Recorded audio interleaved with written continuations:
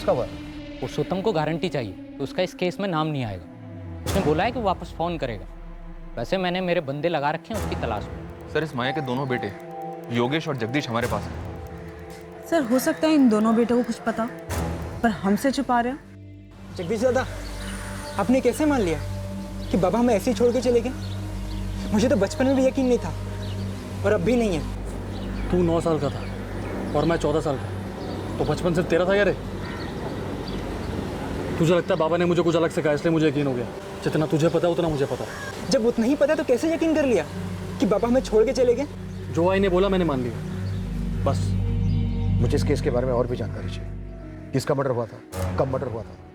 पुरुषोत्तम अगर ये बोल रहा है कि उस पूजा वाले रूम में कुछ नहीं है, मतलब जरूर उस रूम में कुछ ना कुछ है। ये हमारा ध्यान भटकाया जा रहा है। मुझे स्ट्रांगली लग रहा है उस पूजा वाले रूम और इस मर्डर के बीच कोई ना कोई कनेक्शन जरूर है। सर, माया उस कमरे को हमेशा बंद रखती थी। कहीं ऐसा तो नहीं कि उस कमरे के अंदर कोई डेड बॉडी दफन हो? खान, तुम और तावड़े उस पूजा वाले रूम का दोबारा से पोस्टमार्टम करो। पद्मा, माया के दोनों बेटों को टैग करो, बात करो उनसे। गया, मुझे किसी भी सूरत में माया का वो लवर विनोद जोशी चाहिए। और पुरुषोत्तम को बोल कि हम उसे सरकारी का भाव बना लेंगे, तो चार्ज भी नहीं लगाएंगे उससे। लेकिन शर्त यही है, उस मर्डर की मुझे पूरी जानकारी चाहिए। चल, साहब ने बुलाया है। सुन, मेरा ये लॉकअप में दम घुटता है, तो मैडम के लिए एसी लगवा दे। एक पैकेट अगरबत्ती का बंदोबस्त कर दे। ए शानी, ना तो होटल का कमरा है और ना मैं रूम सर्विस वाली हूँ। चल चुपचाप। माया ऐसा भी क्या दफन है उस कमरे के अंदर जिसकी वजह से तुम इतना डरी हुई हो?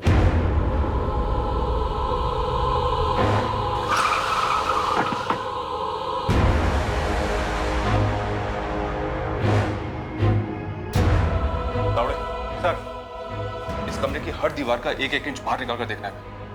100% अंदर कुछ है। सर, लाश। चलो काम पे लग जाओ।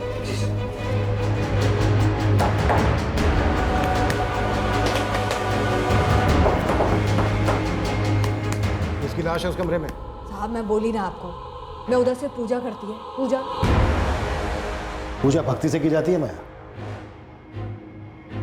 तुम डर की वजह से पूजा करते हो। किस चीज का डर है? किसको मार डाला तुमने जिसका डर तुम्हें ये सता रहा है कि वो कहीं भूत बन के तुम्हारे सामने ना आ जाए?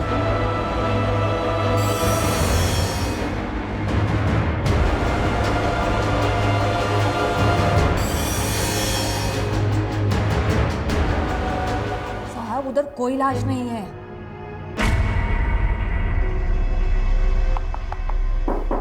एक मिनट। ए, तावड़े, इधर। सर, ये सुन जरा। हाँ सर, कुछ हो सकता है। दीवार को तोड़ो।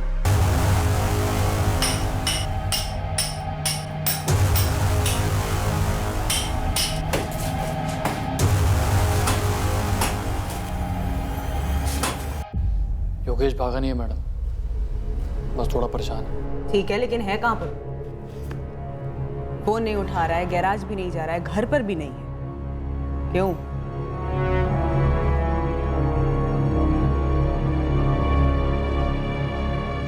दरअसल जब वो 9 साल का था तब से ऐसे ही गुमसुम रहता है, और बाबा के जाने के बाद वो बहुत शांत हो गया। तुम पर कोई असर नहीं हुआ? हुआ मैडम, लेकिन हर कोई अलग होता है। सचिन पाठक को जानते हो तुम? नहीं, कौन है? तुम्हारे छोटे भाई योगेश जैसा ही है, गुमसुम, परेशान। और अजीब बात पता है क्या है? उसके बाबा भी कई सालों पहले ऐसे ही गायब हुए थे। नीलेश पाठक नाम है। ये नाम कभी सुना है?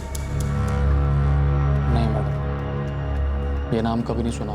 सचिन पाठक या नीलेश पाठक। इत्तेफाक भी तो हो सकता है ना मैडम, कितने लोग यूं ही गायब हो जाते हैं इस दुनिया में। ये बात भी है। अच्छा जगदीश, एक बात बताओ, तुम्हारी माँ माया ने किसका मर्डर किया था? ये क्या बोल रही हैं आप? 3 साल पहले तुमने घर छोड़ा, ऐसा तुम्हारी माँ माया ने बताया। हाँ तो? उसके बाद तुम्हारे छोटे भाई योगेश ने घर छोड़ा। जी, लेकिन क्या तुम दोनों भाई जानते थे ना उस घर में कुछ चल रहा है? मैडम, हमें तो बस भाई के वही धंधे से दिक्कत थी, उसके अलावा हमें कुछ नहीं पता। वैसे जब बाबा हमारे साथ थे तब भी ये सब करती थी। तुम्हारे बाबा भी इन सब में शामिल थे?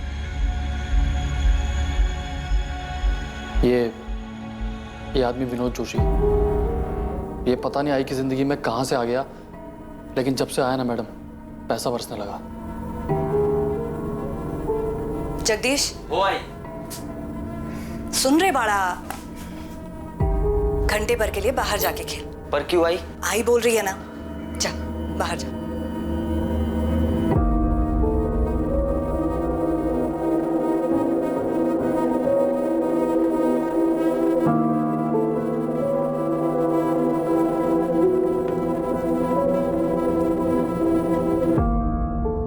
अरे जगह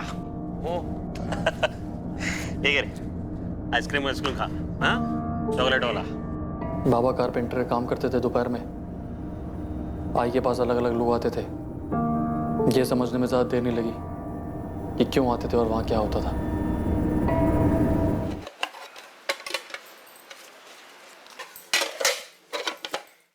ये ले जगदीश, योगेश को भी लेके जाना, जो मन करे वो खरीदना। ठीक है।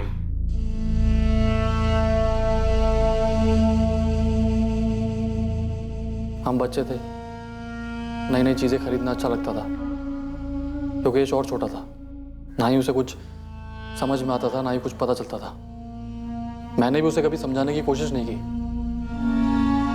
किसी भी बच्चे के लिए आसान नहीं होता है ये जानना कि उसकी माँ धंधा करती है। मेरे को मालूम है कि मेरे को सिर्फ पैसा चाहिए था, एक अच्छी जिंदगी चाहिए थी, मेरे लिए, मेरे बच्चों के लिए, और कुछ नहीं। मैं तुम्हारे धंधे की बात नहीं कर रहा हूं, कत्ल की बात कर रहा हूं। किसको मारा था तुमने? मैंने खुद को मार डाला साहब, पैसों के लालच में।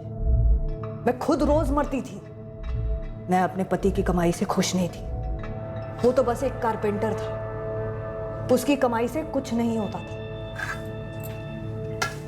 देख माया, मैं जितना कमा सकता था उतना कमा रहा है, इससे ज्यादा नहीं होगा। बस ये समझ ले, हम लोगों की किस्मत में इतना ही है।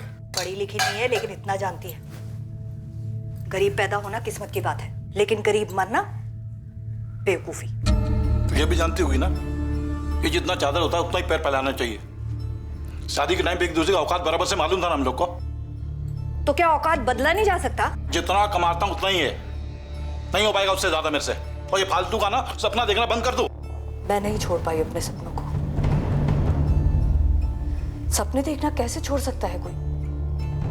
मेरी विनोद से मुलाकात हुई, वैसे भी मैं अपने पति से दूर जा रही थी। मेरी विनोद से नजदीकियां बढ़ी और पैसों से भी।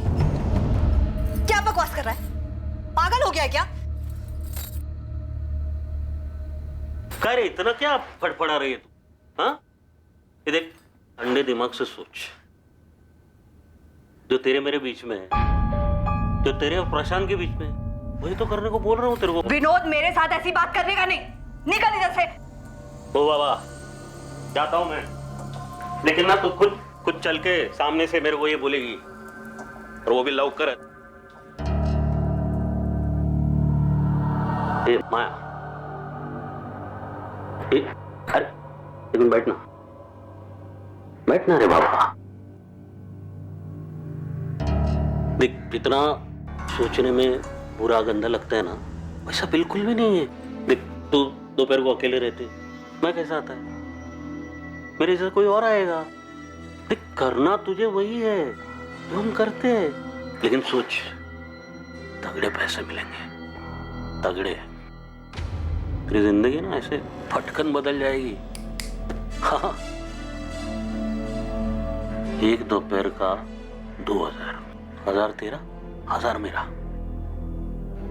चल मेरे को बोल, ये तेरा प्रशांत महीने का कितना कमाता है? 6000, 7000? अरे उतना तू एक हफ्ते में कमाएगी। मन बनाएगी तो 4 दिन, पूरा मन लगाएगी ना तो 2 दिन में। अरे 1 दिन में कमा सकते हैं मेरे संग तुम्हें। एक बात याद रख, ये मर्दों की जरूरत ना बहती नदी है, कभी सूखती नहीं। तो तू काय को सुखी सुखी जिंदगी जी रही रे? काय को? हाँ? अच्छा ठीक है, सोच के बता मेरे को, आता हूँ। बहुत घिन आई थी विनोद की ये बात सुनकर, लेकिन पैसे के लिए तरसते हुए भी बहुत घिन आती थी साहब, इसीलिए हाँ बोल दिया। पहली बार बहुत गंदा लगा सर, लेकिन जब हाथ में पैसा आया ना, फिर सही गलत कुछ भी नहीं लगा। सोचा कि शरीर ही तो है, पैसे की धुंध छा गई थी। एक अच्छी जिंदगी मिल गई थी, बच्चों के लिए कुछ कर सक रही थी मैं। बच्चे लोग रोज बाहर का खा रहे हैं, नए नए सामान खरीद रहे हैं। जगदीश बोला तुमने पैसा दिया उन लोग को? हाँ, मैंने दिया। किधर से दिया? पेड़ लगा तेरे पास पैसे का? मैंने कमाए हैं। किधर से कमाए?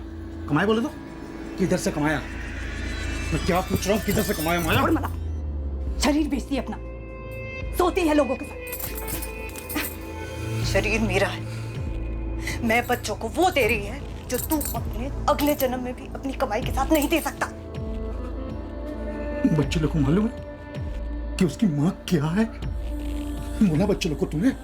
नहीं, वो स्कूल में होते हैं और तू काम पे, दोपहर में आते हैं लोग। तेरे को क्या लग रहा है तू बहुत बड़ा पुण्य का काम कर रही है?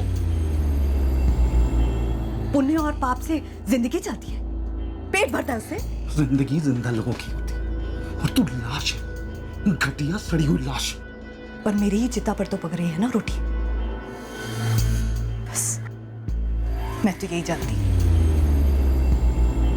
प्रशांत ने रोज दारू पीना शुरू कर दिया। वो ये सच्चाई सहन नहीं कर पाया और एक रात हम सबको छोड़कर चला गया। मेरे को पता था कि वो वापस नहीं लौटेगा। मैंने ये सच्चाई मान ली थी। मैंने प्रशांत से कभी झूठ नहीं बोला और आप लोगों से भी नहीं बोल रही है सर। मैं सच बोल रही है, मैंने कोई खून वून नहीं किया है। माया, अभी तक तुमने हमें अपनी जिंदगी की सच्चाई बताई, उस कत्ल की नहीं। हमें उस कत्ल की सच्चाई चाहिए। जगदीश, तुम अभी कुछ छुपा रहे हो। मुझे मालूम है कि तुम जानते हो कि तुम्हारी माँ ने किसका कत्ल किया। किसी का नहीं। तो फिर उस बंद दरवाजे के पीछे जिसे तुम्हारी माँ पूजा का कमरा कहती थी, किसकी लाश दफन है? किसी की भी लाश नहीं हुआ।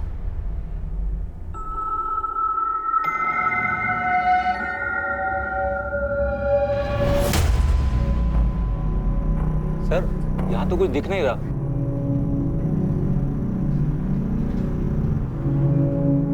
तो फिर है कहाँ?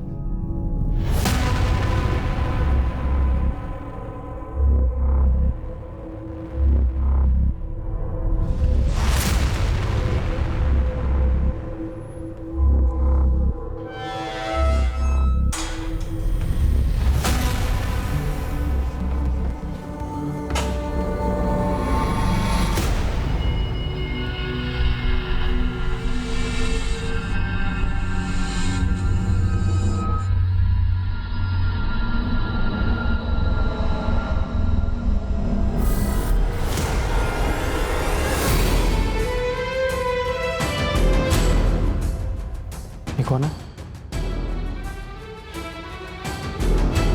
ये मेरे बाबा हैं।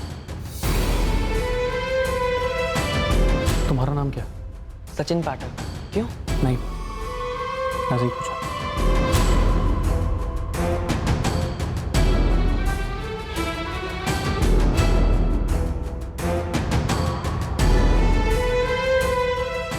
सचिन पाठक को जानते हो तुम? नहीं। कौन है?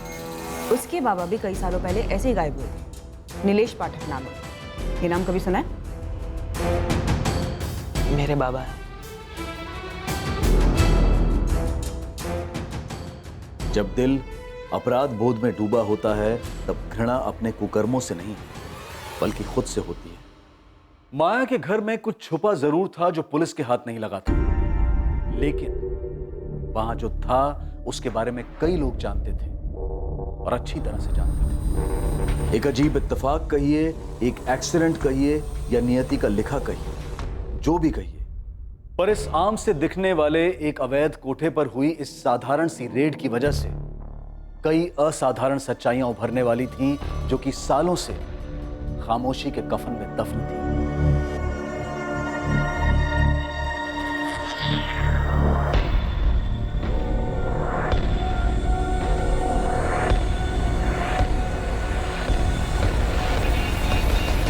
सर उस कमरे में कुछ नहीं है, और वो एक दीवार जिस पर हमें सबसे ज्यादा शक था, वहां से भी कुछ नहीं निकला। सर ये माया का बड़ा बेटा जगदीश, इससे भी कुछ पता नहीं चल रहा है। वो दूसरा बेटा योगेश अभी भी लापता है। यस सर, जगदीश बता रहा है कि योगेश काफी डिस्टर्ब हो गया है। इस माया को जितनी भी गर्मी दो ये पिघलने वाली नहीं है।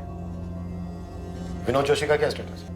हमारी टीम और दया के लड़के दोनों लगे हुए हैं, पूरे शहर में अलर्ट इशू किया। और पुरुषोत्तम वो अभी तक सामने क्यों नहीं आया? उसने दया से कहा था कि शाम को फोन करेगा, लेकिन सर अभी तक फोन किया नहीं उसने। अभी तक हमारे पास बस ये एक ही लीड थी, पुरुषोत्तम या फिर विनोद जोशी हाथ में। पता नहीं क्यों मुझे ऐसा लग रहा है कि उस दिन माया का पति प्रशांत भाटे घर छोड़कर गया ही नहीं था।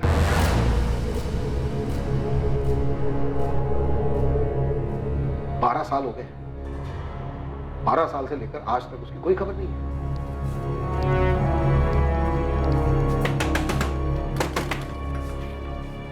दादा, वो पुलिस आई के पूजा घर के बारे में कुछ कह रही है। उस कमरे में कुछ है क्या? आपको कुछ पता है? योगेश बावला हो गया। मुझे 1000 बार बता दिया, मुझे कुछ नहीं पता। बाबा का है? मुझे भी उतना ही पता जितना तुझे पता है। जी अपनी जिंदगी और मुझे भी जीने दे। 12 साल हो गए उस बात को, कब तक परेशान रहेगा? बाबा में छोड़ के चले गए थे, अब जाने दे इन सब बातों। नहीं, वो हमें छोड़ के नहीं गए थे। दादा सच बताओ, क्या बाबा कभी गए भी थे? मुझे तो हमेशा से ही लगता था कि हमें शहर पहले ही छोड़ देना चाहिए था। उससे बाबा मिल जाएंगे क्या? नहीं, पर तेरे दिमाग में तो नहीं रहेंगे ना? रहेंगे, और तब तक रहेंगे जब तक मुझे सच्चाई पता नहीं चल जाती। क्योंकि ये जो बोला जा रहा है नाई, ये झूठ है। और ये तो तू भी जानती है नाई, कोई तो ऐसा होगा नाई जो सच्चाई जानता हो। बाबा को कोई दोस्त या कोई भी।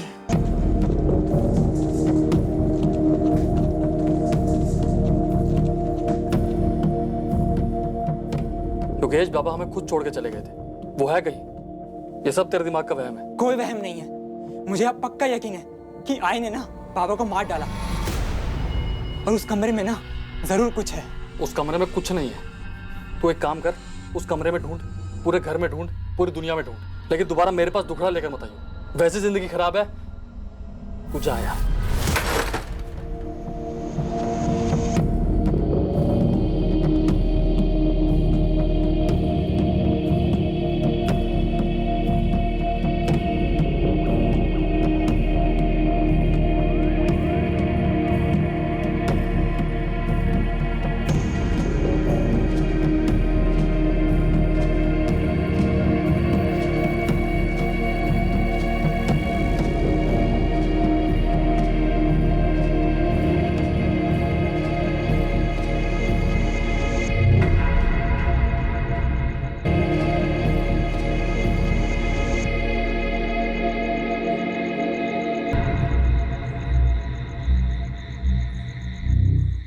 माया,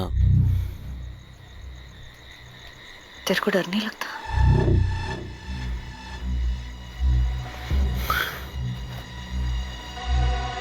नहीं, और तू भी डरना छोड़ दे माया। क्यों किया मैंने ये सब कुछ? खुद के लिए, तेरे बच्चों के लिए, अरे हमारे लिए माया। क्या करेगी मैं इतने पैसे का? क्या इन पैसों से मैं अपने पुराने पाप धो सकती है, अपना भविष्य, अपनी खुशियां खरीद सकेगी? मेरे को तो ये भी नहीं पता है खुशियां होती क्या है।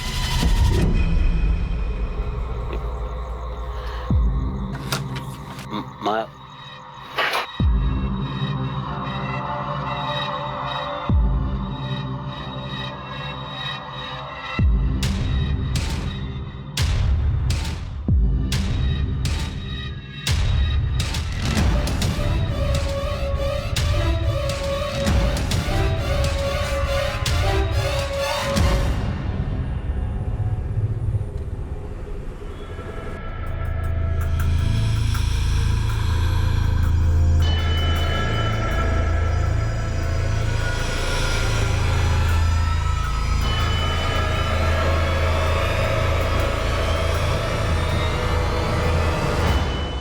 किसका मर्डर हुआ? मुझे नहीं पता साहब, मैं तो उसका थोबड़ा भी नहीं देखा था साहब। मैंने सिर्फ उसकी लाश ठिकाने लगाने में मदद की थी साहब। कब की बात है ये? कई साल हो गए साहब, याद नहीं। लाश कहाँ ठिकाने लगाई थी? वो जंगल में साहब। कौन से जंगल? कातरज के जंगल में। मैं उन दिनों विनोद भाऊ का टेम्पो चलाता था। एक रात को उन्होंने मुझे माया ताई के घर बुलाया। बुलाया भाऊ?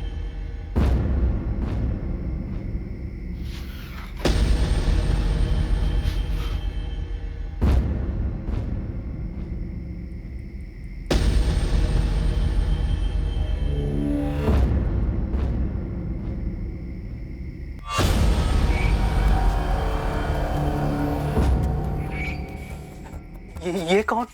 लाश है आदमी, ठिकाने लगा। नहीं बाबू, लेकिन ये मुझे बताओ ये है कौन? इतना जानना जरूरी नहीं, समझा ना तेरा? गपचुप उठा।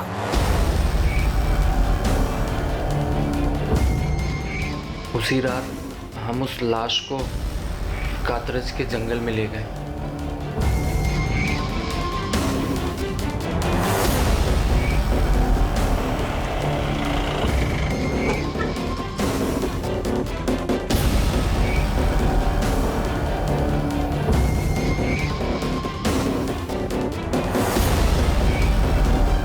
मुझे बस इतना ही मालूम है साहब, बाकी सारी बातें वो दोनों जानते हैं, विनोद भाऊ और माया ताई। मर्डर किसका हुआ है अगर यही नहीं पता चला तो तेरी टिप खोटी है ना, कोई मतलब नहीं है उसका। जगदीश जानता है साहब। क्या जानता है जगदीश?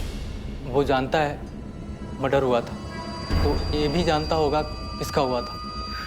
लेकिन भाऊ मुझे बताइए ये है कौन? ये सब कैसे हुआ? बहुत पूछने लगा बे तू? हाँ, इतना जानना जरूरी नहीं, समझा ना तेरा? गपचुप उठा।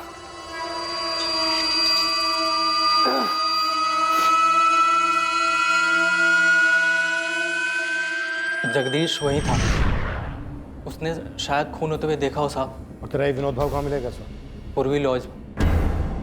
हो सकता है पुरुषोत्तम झूठ बोल रहा हूँ, फिर भी एक चांस दो। पूर्वी लॉज से विनोद को उठाओ और कातरज पुलिस से बात करो। मैं जगदीश और माया इनसे दोबारा बात करता हूँ।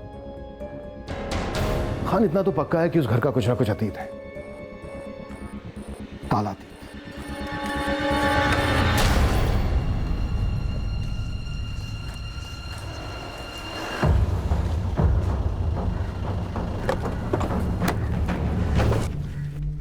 कुछ पता चला क्या साहब? सब कुछ पता चला, चल थाने। सर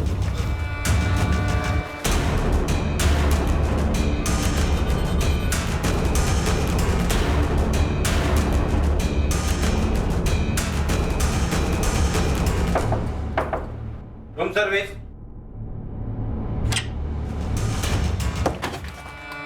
अगर भागा तो यहीं पे ठोक दूंगा, दोबारा अपने पैरों पर चल नहीं पाएगा तू। विनोद जोशी। माया, तुम्हारे पति प्रशांत भाटे ने कभी घर छोड़ा ही नहीं था, है ना? वैसे कातरज के जंगलों में हम उस लाश की तलाश कर रहे हैं। भूतों से डर लगता है ना तुम्हें? हमें भी लगा तुम्हारे घर में अजीब, ऐसे लगा जैसे कोई भटकती आत्मा हो। नाराज सी। तुम्हारा खेल अब खत्म हो गया है माया। पुरुषोत्तम ने सब कुछ बोल दिया। विनोद जोशी को अरेस्ट कर लिया हमने, और हमें यह भी पता चल गया है कि तुम्हारा बेटा जगदीश उस कत्ल का गवाह है, उसको भी उठा लिया। साहब, जगदीश उस टाइम बच्चा था, उसने कुछ नहीं किया, उसको छोड़ दो साहब। तुमने और विनोद जोशी ने मिलकर मारा ना प्रशांत भाटे को? नहीं साहब। ठीक है, पुरुषोत्तम और विनोद जोशी के साथ अब हम जगदीश को भी तोड़ेंगे। साहब, मैं सच बोल रही है कि तुमने और विनोद जोशी ने मिलकर प्रशांत भाटे को मारा? नहीं। सच चाहिए मुझे माया, सिर्फ सच। वो प्रशांत नहीं था, वो मेरा एक ग्राहक था। उसका नाम मेरे को नहीं मालूम। देख विनोद जोशी, माया एक औरत है, इसलिए अभी तक हमने सख्ती दिखाई नहीं उसके साथ, लेकिन तेरा नसीब ऐसा नहीं होगा, समझा? मैंने कुछ नहीं किया साहब, सच बता रहा हूं मैं। ये जो भी खुनमुन जो भी हुआ है आप बता रहे वो सब पूरा का पूरा माया ने किया। अच्छा, प्रॉफिट आधा आधा करेगा, लेकिन जुर्म पूरा का पूरा उसके सर पे डालेगा। नहीं, मैं सही बता रहा हूँ सब। मैं उस आदमी को जानता तक नहीं था, उसको मारूंगा क्यों? पुरुषोत्तम ने बताया कि तू भी उनके साथ था। तूने देखा था वो? खून होते भी देखा था। कौन था वो आदमी? प्रशांत भाटे, तेरा बाप? नाम नहीं मालूम, लेकिन वो चेहरा मैं कभी भूल नहीं सकता। मैडम बता रही थी कि कोई सचिन पाठक है जो अपने बाप को ढूंढ रहा है। उसके बारे में क्यों पूछ रहा था? जिसको मारा गया था वो वही था।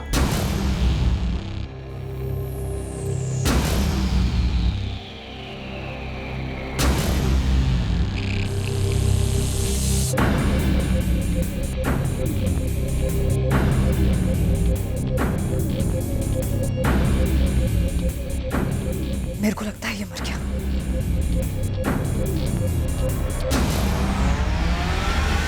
वो आदमी सचिन का बाप नीलेश पाठक था? नाम नहीं मालूम। तो तुझे कैसे पता वो सचिन का बाप था? सचिन के हाथ में उसके बाप की तस्वीर देखी थी। वही चेहरा जो रोज रात को मैं ना चाहते हुए भी देखता हूँ।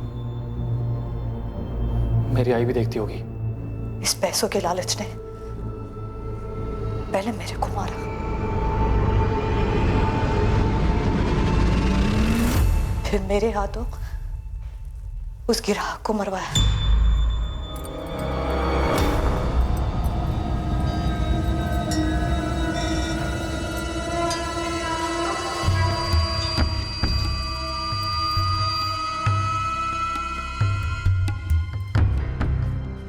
ओहो, क्या बात है बाबू, बैंक वैंक लूट कर आए हो क्या? हाँ। अरे तो फिर तो बोनस वोनस बनता है ना। इतने टाइम से लुटा रही है तेरे पे।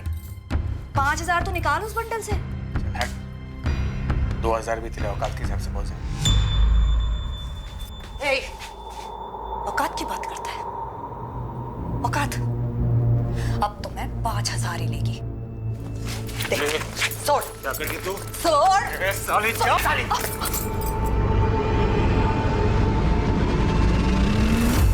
आसमान में बादल नहीं छाते साहब, मेरे सामने नोटों के बादल छाते थे। उसके पास इतना सारा पैसा था साहब, और ऊपर से ऐसी बात। मैं उसको कैसे छोड़ देती साहब?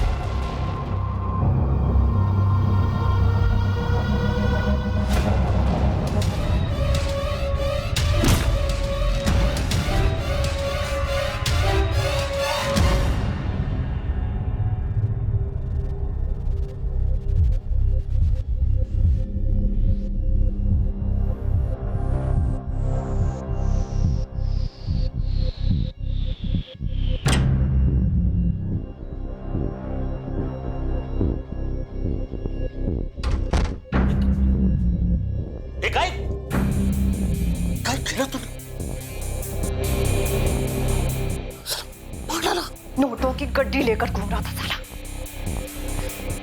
जरा से पैसे ज्यादा क्या मांग लिए, औकात दिखाने लगा।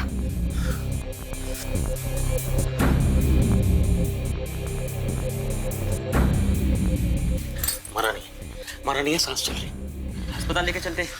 चुप, वो बच गया तो हम लोग बच जाएंगे। पर उन्हें बचा सकते। चुप। विनोद,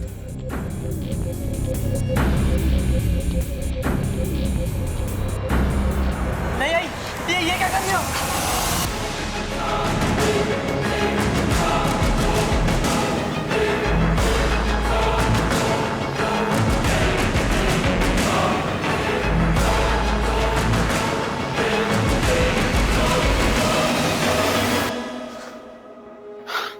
लाशें बनी हुई। योगेश बारी खेल रहा है, मैंने देखा उसे। कभी भी आ सकता है वो। अभी छुपाते हैं, रात को ठिकाने लगाएंगे। चले जगह, ये जगह संभाल अपने आप को। देख, तुझे तेरी आई की मदद करनी है, समझ लगा है? ये खून साफ करना है, समझ लेना। आई की मदद करायचं। योगेश घर आया उस दिन, उसे कुछ मालूम नहीं था। फिर रात को पुरुषोत्तम आया, वो लोग लाश को जंगल में ले गए। योगेश तब सो रहा था। बहुत पछतावा होता है साहब, जब गिन सब आती है, लेकिन समझ नहीं आता साहब कि वो नोटों को देख के क्या धुन सवार हो जाती है। सर,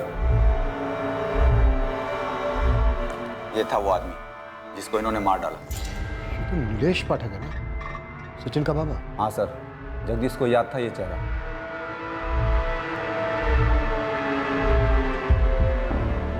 ये था ना वो?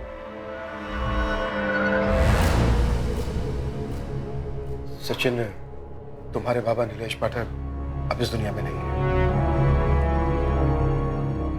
क्या हुआ था उनके साथ? कत्ल हुआ था उनका। कत्ल? क्यों? किसने किया? क्यों किया? तुम्हारे बाबा एक कोठे पर जाते थे, शंगारवाड़ा। कोठा? हाँ, माया भाटे नाम है उसका। उसने और उसके साथीदार ने तुम्हारे बाबा का मर्डर कर दिया था।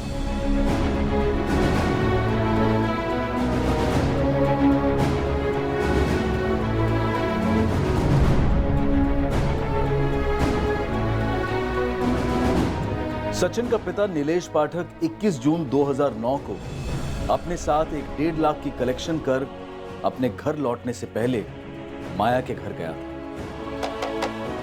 नीलेश को उस दिन कोई अंदाजा नहीं था कि वो फिर अपने घर कभी नहीं लौटेगा।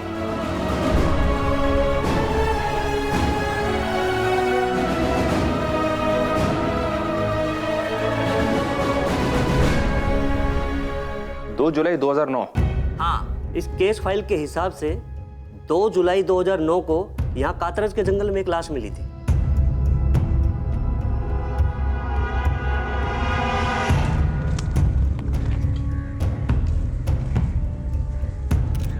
शरीर पे कोई कपड़े नहीं थे, दूसरी कोई आइडेंटिफिकेशन भी नहीं थी। उसके बाद उसे 7 दिन तक मुर्दा घर में रखा गया, पर कोई मिसिंग कंप्लेंट मैच ही नहीं हो रही थी।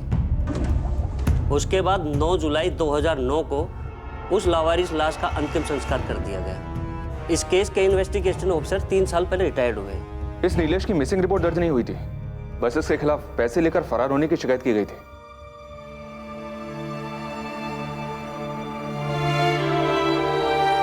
बाबा चोर नहीं थे, उनका मर्डर हुआ था उसी रात। कैसे? एक युवक की 9 साल की तलाश अपने पिता के लिए एक दर्द भरी असलियत के खुलासे से खत्म हुई। पुलिस का इंट्यूशन कहिए, अंदेशा कहिए, लेकिन उस पूजा घर को लेकर संदेह की वजह से पुलिस सचिन के पिता नीलेश पाठक की हकीकत जान पाई, और वो भी पूरे 9 साल के बाद। लेकिन इत्तेफाक और आभास का यह सिलसिला अभी खत्म होने से काफी दूर था। गड़े मुर्दे और भी थे। नीलेश के मर्डर के वक्त जगदीश नाबालिग था, पर जुर्म में तो शामिल था। नीलेश का हमें बर्थ सर्टिफिकेट निकलवाना होगा, उसकी एज के साथ रिपोर्ट फाइल करनी होगी। कोर्ट को डिसाइड करने दो। और सर, वो कमरा? हाँ, वो कमरा। सर, अभी भी लगता है कुछ अधूरा है, कुछ बाकी है जिसका पता लगाना है। ये पुरुषोत्तम पूरी बात नहीं बोल रहा। और तुम लोगों को तो वहां कोई लाश नहीं मिली। लेकिन सर, माया को जो इतना डर लगा रहता है, क्या वो डर सिर्फ एक अजनबी को लेकर या सिर्फ एक ग्राहक को लेकर हो सकता है?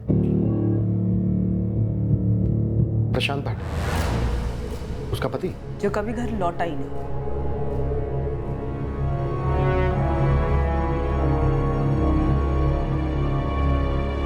मुझे मेरे भाई जगदीश से मिलना है। तू था कहाँ इतने दिन?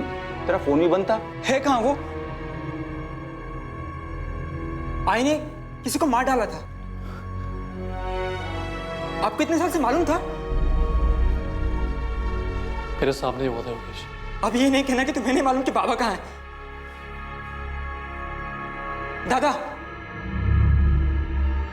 अरे अब तो सच बोल दो। 12 साल हो गए, 12 साल। दादा, दादा! इत्तेफाक से हुए माया के घर पर उस एक छापे ने कई अधूरी कहानियों की कड़ियां सामने लाकर रख दी थी। वो कड़ियां जो तलवार बनकर 2 युवकों की जिंदगियों पर लटकती रही।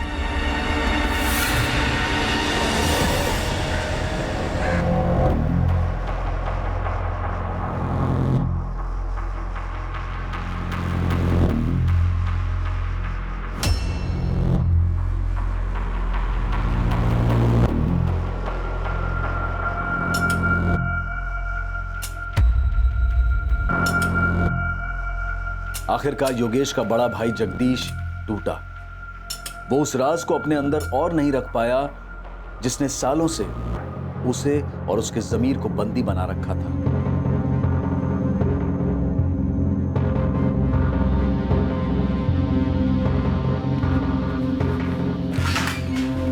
सर, जगदीश भाटे कुछ कहना चाहता है, कुछ और भी बात है। नीलेश पाठक के अलावा मेरी आई ने किसी और का भी कत्ल किया था सर। तुम्हारे पिता का?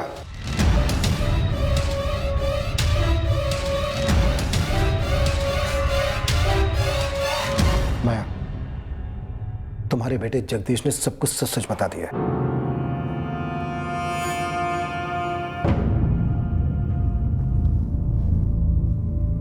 अच्छा है साहब। साहब, क्या सच बोलने से, कबूल करने से दर्द कम होता है क्या? हो सकता है, लेकिन जुर्म कम नहीं होता। तो सच यही है साहब कि जगदीश और योगेश का बाप मेरा पति प्रशांत उस रात घर छोड़कर चला गया था। मेरे को नहीं मालूम था कि वो वापस आ जाएगा। तो कौन होती मेरे पूछने वाली? तेरे क्या लगा मैं क्या कभी लौट के नहीं आया क्या?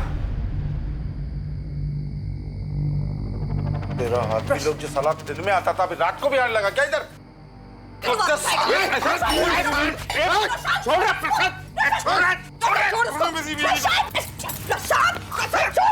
तूने मेरी बीवी को उसने कुछ नहीं किया, जो भी किया मैंने अपनी मर्जी से किया। छोड़ दिया साली।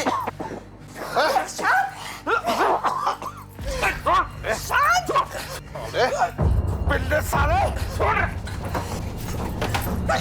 साले।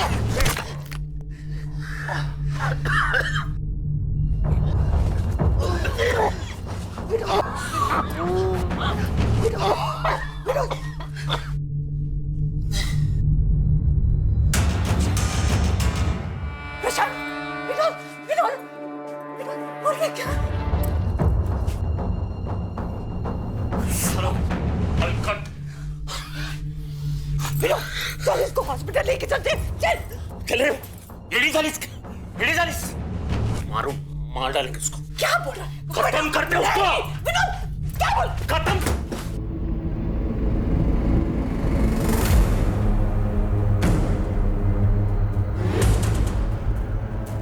बाबा, जगह जगह जगह जगह बड़ा करना पड़ा। तेरे बाबा कसम है, तू किसी को नहीं बोलेगा ना? योगेश को कुछ नहीं बताना, कुछ भी नहीं बोला उसको। नहीं बोलेगा ना? बोला नहीं बोलेगा ना?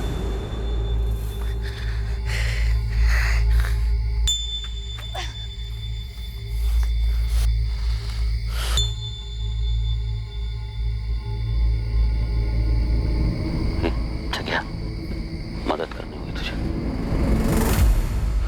गड्ढा खोदना है।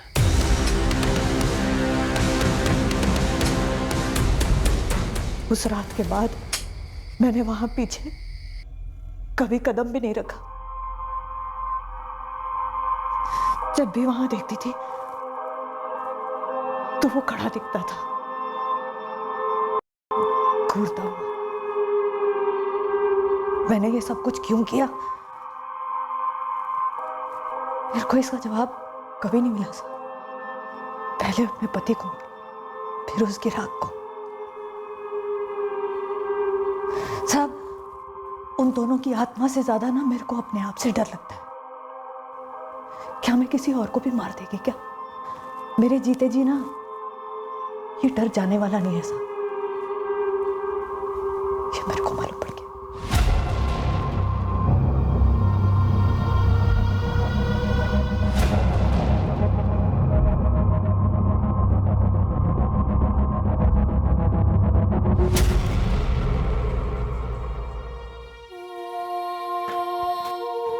योगेश, स्केलेटन के सैंपल से जो डीएनए लिया गया वो तुम्हारे और तुम्हारे भाई जगदीश के डीएनए से मैच हो गया है। वो कंकाल तुम्हारे पिता प्रशांत भाटे का ही है।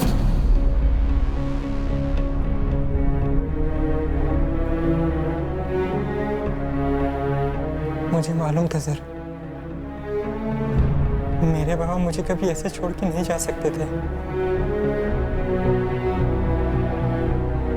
जगदीश पर लगे चार्जेस में इस बात का ध्यान रखा गया था कि दोनों मर्डर्स के वक्त वो नाबालिग था। विनोद जोशी और माया भाटे पर आईपीसी की धारा 302 का चार्ज लगाया गया है। 2006 में प्रशांत भाटे के कत्ल के लिए और 2009 में नीलेश पाठक के कत्ल के लिए। साथ ही दोनों पर आईपीसी की धारा 201 भी लागू की गई है, सबूतों को मिटाने के जुर्म में।